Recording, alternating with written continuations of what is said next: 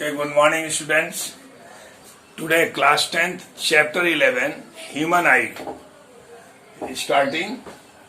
I have drawn human eye at the board to save my time so that video may not be large. Okay, human eye it is an optic organ of human body which gives sensation of viewing. ये हमारे body का optic organ है जो light से काम करता है, light पड़ने पर ही काम करता है, अंधेरे में नहीं करता है। ऑप्टिक उसे कहते हैं प्रकाश संवेदी अंग है। तो ऑप्टिक ऑर्गन ये मोस्ट डेलिकेट ऑर्गन भी है। नेचर ने इसको जो डिजाइन किया है ये फ्रंट में होना भी चाहिए और एक्सटर्नल प्रोटेक्टेड होना चाहिए।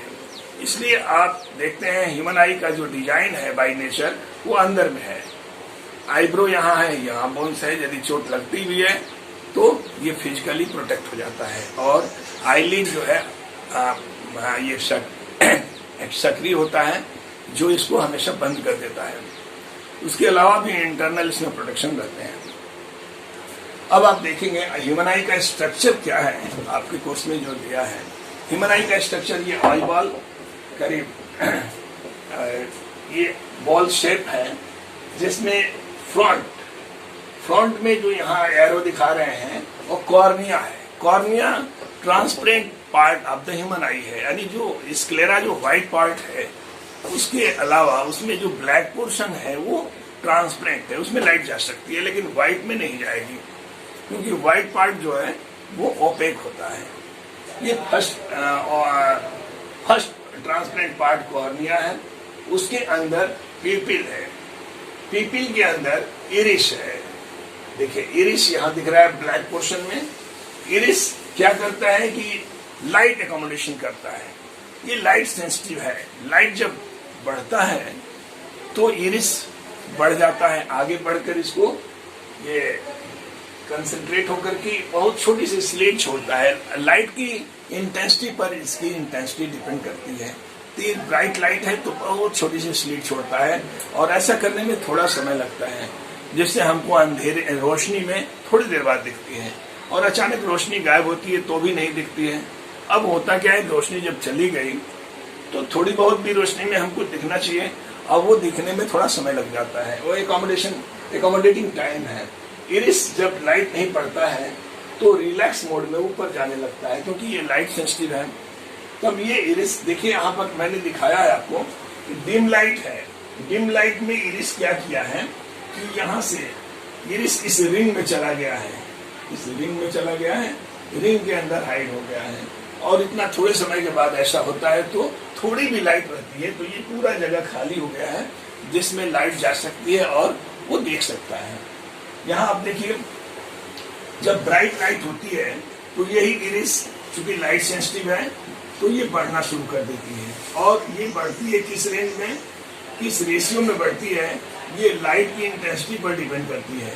लाइट की इंटेंसिटी यदि बढ़ती है, मान लीजिए थोड़ी सी इंटेंसिटी है तो थोड़ा सा बढ़ा और एक एप्रोप्रिएट अमाउंट में वो अलाउ करती है लाइट को जाने के लिए, तब हम देख पाते हैं। यदि बहुत तेज लाइट है, ब्राइट लाइट है तो ये पूरा बढ़ जाएगी क्योंकि ये लाइट सेंसिटिव है और लाइट तेज होगा तो ये बढ़ना है, ये भी तेज हो जाएगा। इसका जो ये कंट्रैक्ट जो करती है इस पाथ को, जो इस पाथ में से लाइट जाती है इस लाइट को कंट्रैक्ट कर देती है और बहुत थोड़ी सी लाइट ये छोड़ती है जिससे कि उसमें आपको थोड़ी देर बाद क्लियर दिखने लगता है।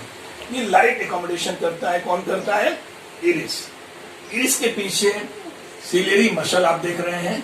सिलेरी मसल का स्ट्रक्चर जो है इस तरह से है। आप थोड़ा सिलेरी मसल को अलग से समझ लीजिए। ये हमारी आईलेंस है। आईलेंस के यहाँ पर सिलेरी मसल्स होती हैं।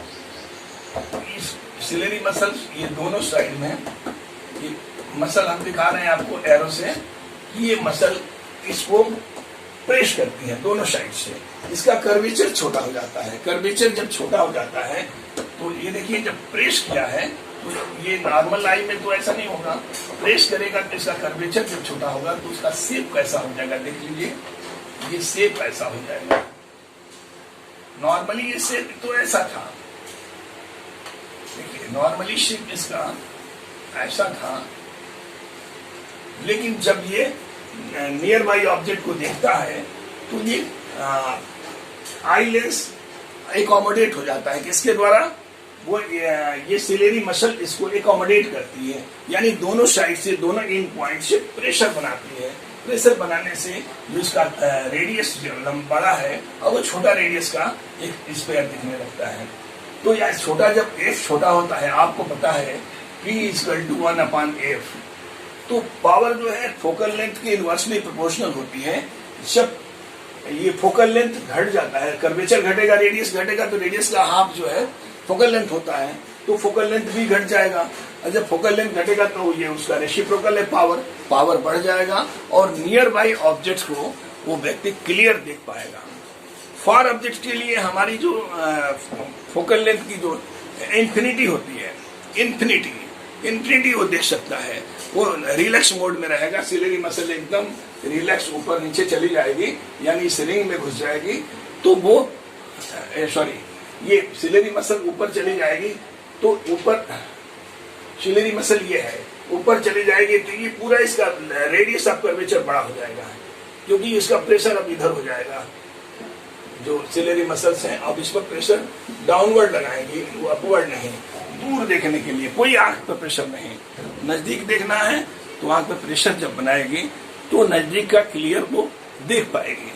तो इस तरह से ये रिलैक्स मोड है, और ये नियर बाई ऑब्जेक्ट को देखने के लिए उसको पावर को बढ़ाना पड़ता है, उसके लिए इसकी कर्वेचर छोटा करता है सिलियर मसल, और तब हम देख पाते हैं। इस तरह से ये पावर एकोमोडेशन होता है और light accommodation. 2 type of automatic accommodation are there in human body. हमारे ह्यूमन बॉडी में 2 तरह का ऑटोमेटिक समायोजन होता है। लाइट को भी एप्रोप्रिएट एकोमोडेट कर देता है, और तब हम देख पाते हैं डिम और ब्राइट लाइट में, और लेंस को भी एकोमोडेट करता है, जिससे हम नजदीक वाले ऑब्जेक्ट को भी क्लियर देख पाते हैं। यानी छोटे से छोटा ऑब्जेक्ट यदि है तो पावर को बढ़ाना पड़ता है, और एक रेंज में पावर, एक लिमिट में पावर बढ़ा सकता है। बच्चों की आंख की जो फ्लेक्सिबिलिटी है सिलेरी मसल की, वो बहुत अच्छी होती है, जिससे वो 10 सेंटीमीटर को ही पढ़ लेते हैं, बड़े नहीं पढ़ पाते हैं, क्योंकि उसमें रिजिडनेस आ जाती है, फ्लेक्सिबिलिटी कम हो जाती है, और तब वो बड़े की एक लिमिटेशन फिक्स हो जाती है, और उससे ज्यादा उसका पावर नहीं बढ़ सकता है। Okay students.